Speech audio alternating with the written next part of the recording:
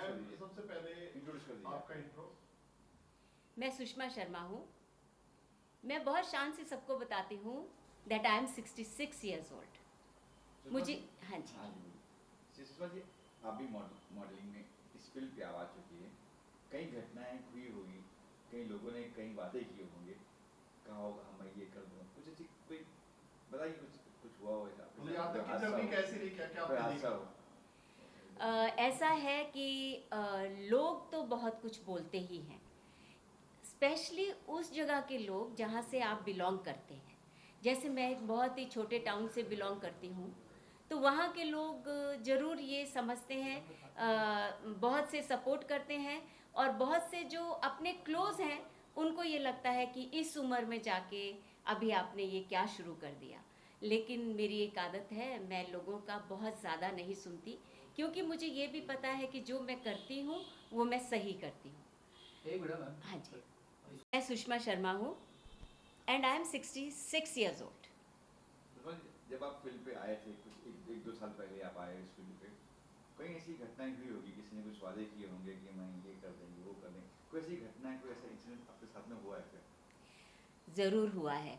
जब हम लोग इस तरह की फील्ड में आते हैं, स्पेशली एंटरटेनमेंट इंडस्ट्री में या फैशन इंडस्ट्री में, तब बहुत से लोग ऐसे बैठे रहते हैं जो आपको नोटिस कर लेते हैं। आजकल तो बहुत इजी है, इंस्टा से, फेसबुक के ऊपर से, और क्योंकि हम लोग थोड़े इनोसेंट भी होते हैं, बहुत ज़्यादा बाहर निकले नहीं होते हैं, और एकदम से इस तरह की इंडस्ट्री में आ जाएं तो लोग फ़ायदा तो उठा ही लेते हैं।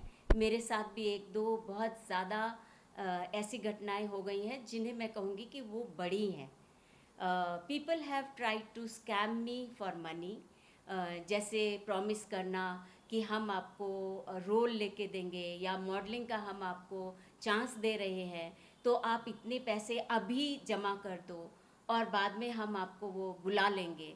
लेकिन वो बुलाते कभी नहीं हैं।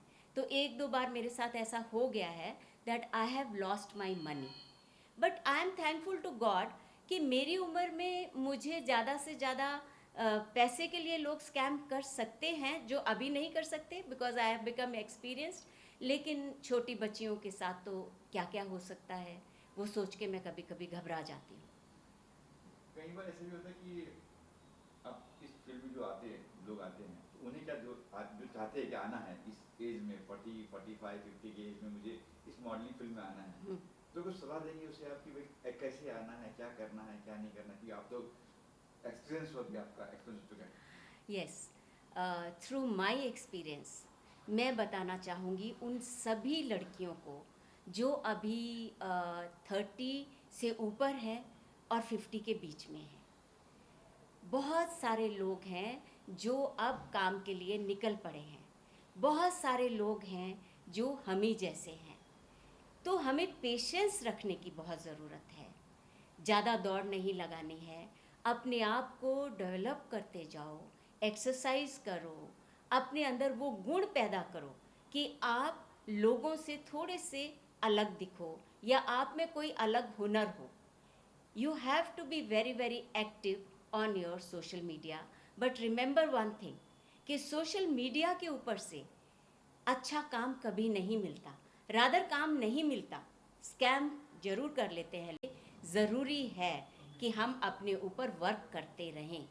सो पेशेंस के साथ में keep on working on your self. कोई टिप्स देंगे आप उन महिलाओं को जो चाहती है करने के लिए? जरूर, टिप्स ऐसे हैं, सबसे पहले हमें एक्सरसाइज ज़रूर करनी चाहिए, वो हमारा कॉन्फिडेंस बढ़ाता है। चाहे हम वेट लूज़ करें या ना करें वो अलग बात रह जाती है, हमारी फिगर कैसी है या हम कैसे दिखते हैं वो अलग बात रह जाती है। लेकिन जब हम एक्टिव होते हैं, हम एक्सरसाइज करते हैं, योगा करते हैं, प्राणायाम और मेडिटेशन करते हैं, तो हम लोग अपने आप के अंदर सेंटर्ड रहते हैं।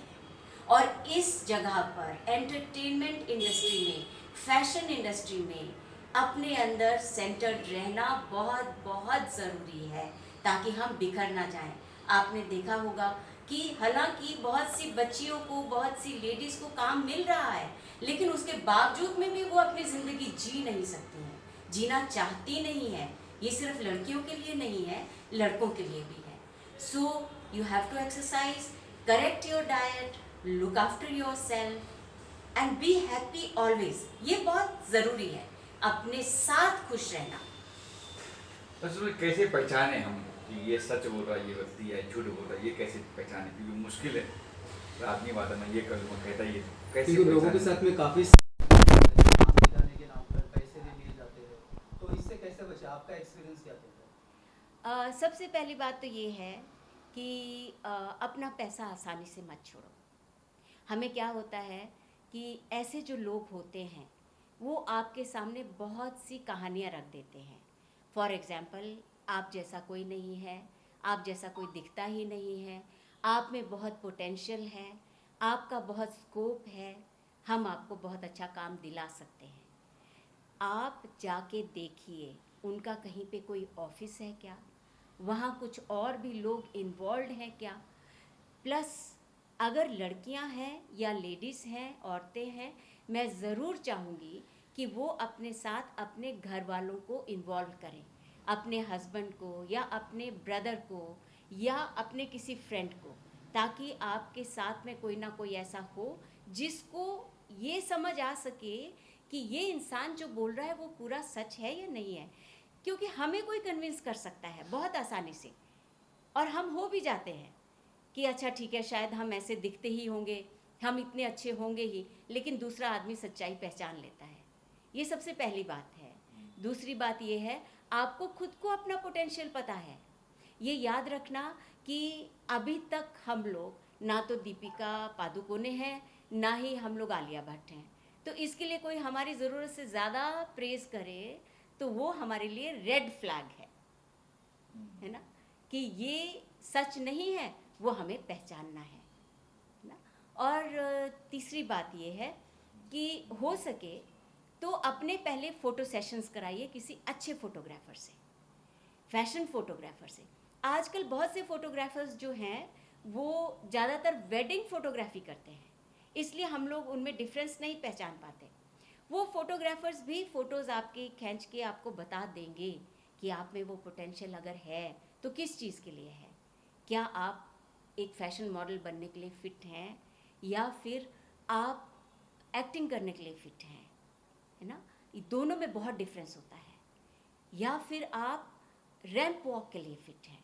आजकल हमारे पास बहुत सी चीज़ें हैं. एंड एक और बात है, क्योंकि इतना ज़्यादा डिमांड है और इतने सारे लोग हैं लेकिन काम कम है, इसलिए जगह जगह पे अलग अलग तरह के लोग स्प्राउट हो गए हैं. चाहे वो रैंप वॉक के लिए है, चाहे वो आपको एक्टिंग करने के लिए बता रहे हैं, या आपको मॉडलिंग के लिए बता रहे हैं, कन्विंस कर रहे हैं. और बहुत से लोग जो है इसमें स्कैमस्टर ही हैं. So you have to find out registered हैं क्या अच्छी तरह से, कोई और भी उनके साथ काम कर चुका है पहले, और जब आपको कोई सच्चाई बताए तो उसको मान भी लेना चाहिए. ये कभी ना सोचे कि इनके साथ हुआ है हमारे साथ नहीं होगा, क्योंकि हमारे साथ हो जाता है. आपने फिल्मों में भी काम किया है, तो एक दौर था कि पोर्टफोलियो एक फोटोग्राफ जाते थे प्रोड्यूसर डायरेक्टर के पास में, या तो प्रोड्यूसर डायरेक्टर ने सामने सामने देख लिया तो सिलेक्ट कर लेते थे. तो उस टाइम पे कभी ऐसा कुछ हुआ है कि आपके साथ में भी कभी कुछ रैकेट हुआ है फोटो के नाम पे या पोर्टफोलियो के नाम पे? कुछ अगर हुआ है तो कुछ शेयर करना चाहूँगा. बिल्कुल, एक बार हुआ है, पूना के ही लोगों ने किया है. It's a big casting agency, और उस टाइम पे पार्थ मेरे सारे फ़ोटोज़, सारे पोर्टफोलियोज़ वगैरह बनाया करता था, and he was doing a very good job. लेकिन मैं नई नई तब पूना में आई और हम दोनों को ये लगा कि हो सकता है कि अगर हम कहीं से अपना पोर्टफोलियो बनवाएं तो वो आगे प्रोजेक्ट करेंगे और शायद हमको काम मिलेगा. और वहाँ जाने के बाद में उन्होंने सचमुच में मेरा बहुत ज़्यादा प्रेज़ किया.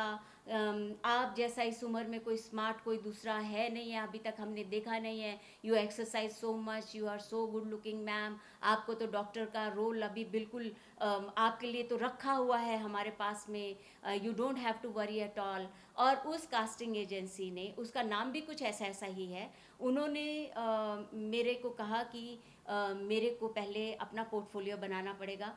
तो मैंने उनको कहा कि मेरा अपना बेटा फैशन फोटोग्राफ़र है, बट दे सेड नहीं, हमसे बनाना पड़ेगा. तो हमने कहा ठीक है.